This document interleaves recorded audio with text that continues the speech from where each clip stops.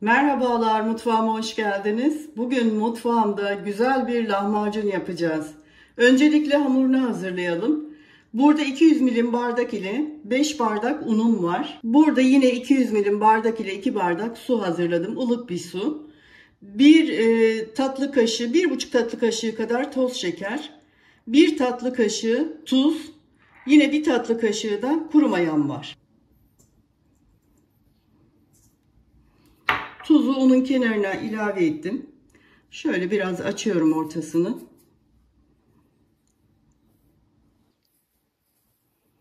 Maya ve şekeri de ilave ettim. Şöyle hafif hafif suyunu veriyorum. Evet, şimdi makineye yerleştirip hamurumuzu yoğurmaya başlayalım.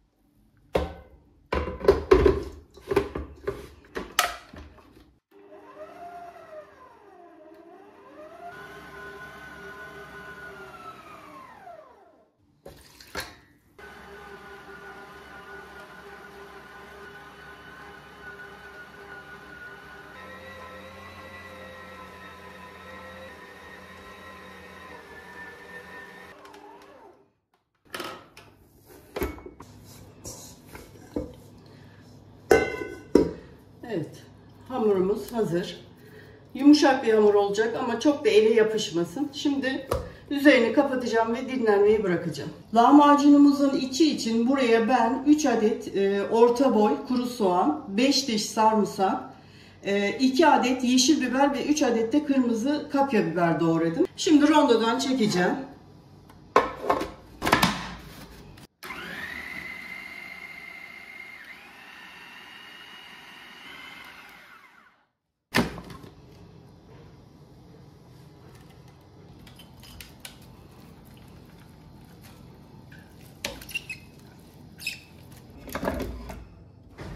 İki adet domatesin kabuğunu soydum, küçülttüm.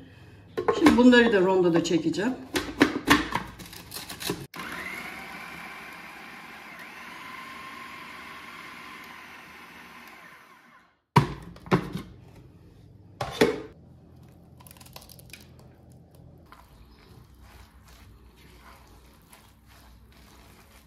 Baharatlarımı ilave ediyorum.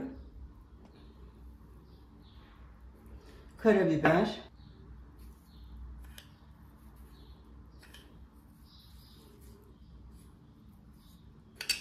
tuzumu koydum.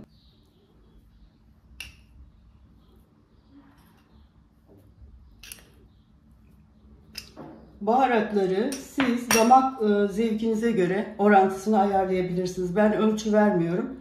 Pul biber de ilave ettim. Şöyle az bir şey de kimyon koyacağım.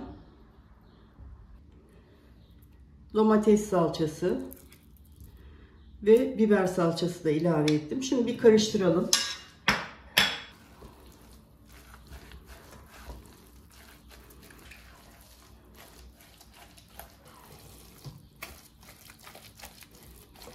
Burada 400 gram kadar dana kıymam var. Şöyle ilave ediyorum. Burada da 150 gram kadar kuyruk yağını rondoda çektim. Onu da ilave ediyorum. Burada da biraz maydanozum var. Bahçemde kendi yetiştirdiğim maydanoz. Onu da ilave ediyorum. Artık elimle karıştıracağım.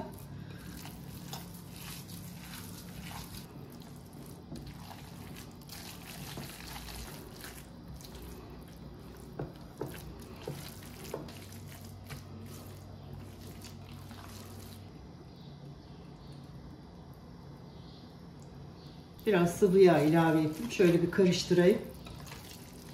Evet, içimiz hazır arkadaşlar. Şimdi üzerini kapatacağım. Biraz dinlensin.